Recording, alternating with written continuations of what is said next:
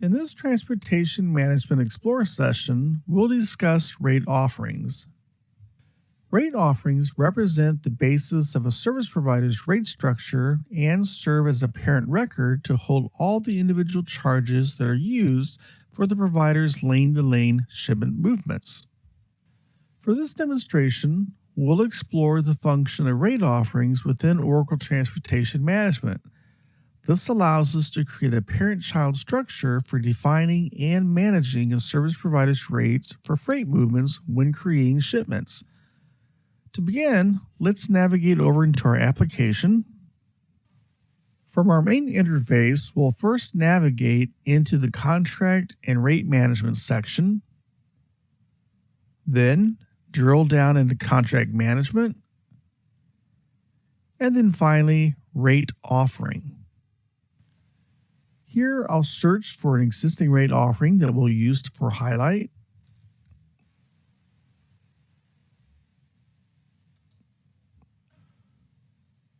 I'll access the rate offering.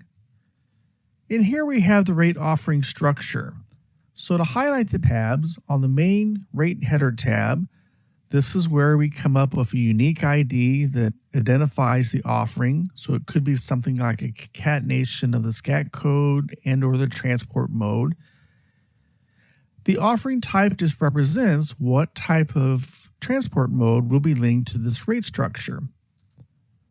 The service provider ID is where you link to the freight carrier or service provider.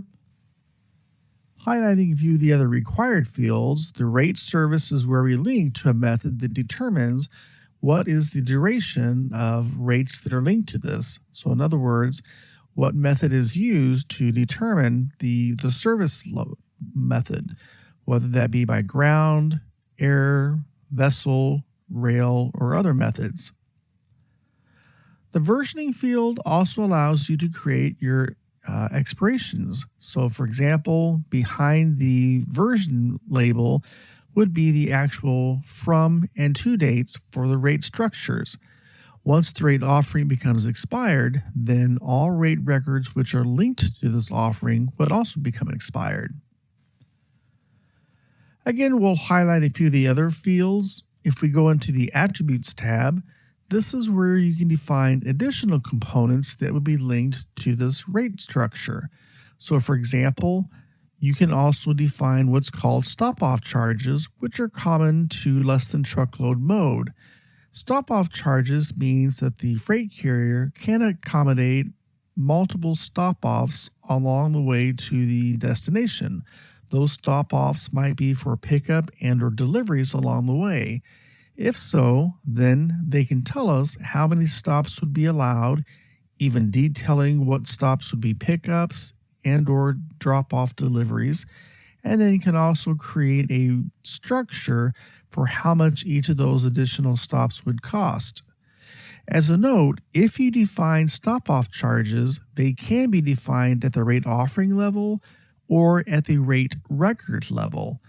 At the rate offering level, that just means they would be global to any rates that are linked to this offering.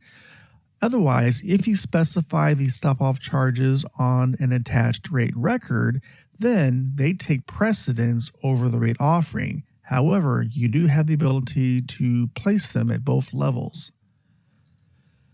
Additionally, we also have the accessorials. This is where you can link additional charges that might be part of the base structure.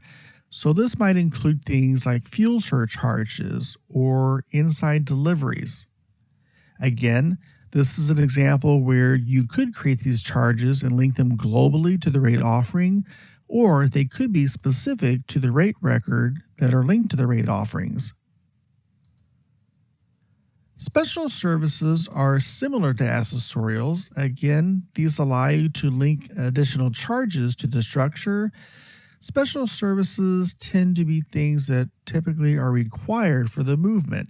It could be things like maybe duty fees or maybe insurance, hazmat license. Again, this is an example of something that can be defined at the rate offering level or more granularly at the rate record level. You also have the ability to link involved parties. This allows you to link contacts to this rate offering object so that maybe they receive notifications based off events that are involved with this particular rate offering. Comments and remarks allow you to capture additional comments and remarks that might be contextually specific to this rate offering. They could be notes that are just used for internal reference. You might pull reports from the information. Just allows you to tailor the rate offering structure a bit. The rules and terms, additionally, if you need to link specific rule usages and terms, you can define the objects and the descriptions and then link them to the rate offering. So again, the rate offering will serve as the header structure. Then when we create individual rate records, that will represent the lane-to-lane movement with the specific charging methods. But you do need to have a rate offering defined first because that is the parent in the parent-child relationship, and then multiple rate records could be defined and then linked to the rate offering. So let's continue back into our topic. To summarize, rate offerings allow you to organize and structure a service provider's shipping rates within a hierarchy so that OTM can use them for optimizing and planning shipments. Thanks for watching.